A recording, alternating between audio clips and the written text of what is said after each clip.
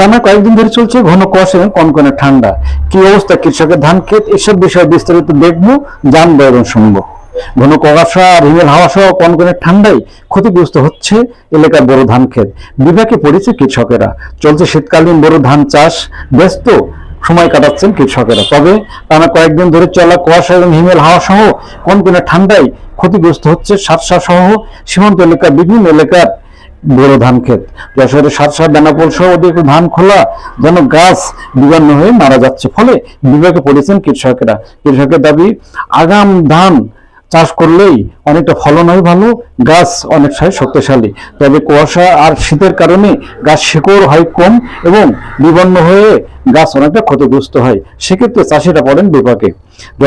যশোর, সাতসা, বেনাপোল, বাগাছড়া, নাভারণ, গোগা, কাইবাডি, লক্ষণপুর সহ বিভিন্ন এলাকায় আগাম বড় ধান চাষ করেছেন চাষিরা। তবে আগাম চাষে ফলন ভালো এবং ক্ষতি কম হওয়ারও আশা করেন তারা। তবে এখন মাঠ জুড়ে চলছে বড় ধান চাষ। এবার অধিক শীত এবং কুয়াশার কারণেই অনেক কৃষকের ধান খোলা হচ্ছে নষ্ট। ফলে হতাশ এবং দুশ্চিন্তায় পড়েছেন এলাকার চাষিরা। কি বলছেন কৃষকেরা, চলুন শুনবো তাদের কথা।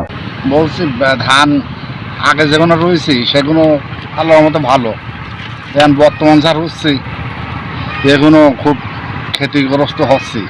কিছু ধান নষ্ট হয়ে গেছে। কারণ কি? কারণ কুয়াশা, শীত, পানি ঠান্ডা, শিকড় শিকড় আসছে না ধানে।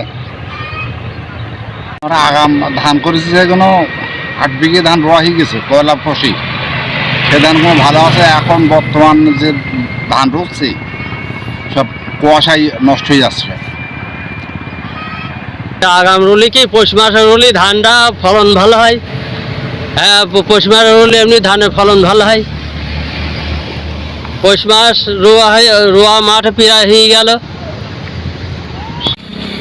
সিজন আমরা আগাম কাতা মাসে একটু আগাম ফলন পাবো, সুষ্ঠুভাবে গুছাতে পারবো। ঝড় ঝামটের আগের থেকে সুন্দরভাবে গুছিয়ে নেওয়ার চিন্তা ভাবনা করছি। ইনশাল্লাহ আগাম ভালো ফসল পাবো।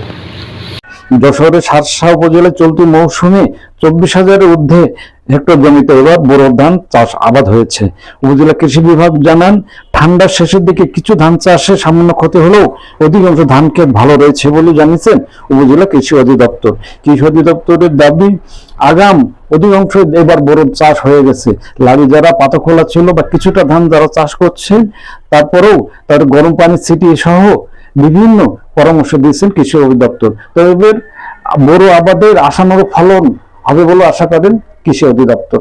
তবে কৃষকদের দাবি, আগাম চাষে ফলন ভালো হলেও লারি ধান চাষে বিপাকে পড়েছেন তারা। এর থেকে পরিত্রাণ নিয়ে বিভিন্ন কৃষি অফিসের পরামর্শ সহ নিজস্ব পরামর্শে তারা এর থেকে পরিত্রাণের চেষ্টা চালাচ্ছে বলে জানিয়েছেন কৃষি সংশ্লিষ্টরা।